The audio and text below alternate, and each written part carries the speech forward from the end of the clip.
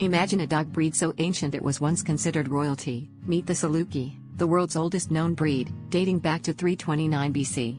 Revered by Egyptian pharaohs and depicted in ancient art, this elegant sighthound was more than a pet, it was a symbol of grace and divinity. Known for their incredible speed and endurance, Salukis were used for hunting gazelles across harsh desert landscapes. Their sleek, aerodynamic bodies and keen eyesight made them natural hunters, while their aloof yet loyal nature won the hearts of many. Today, the Saluki stands as a living testament to human history, a direct link to our past with a lineage that predates many civilizations.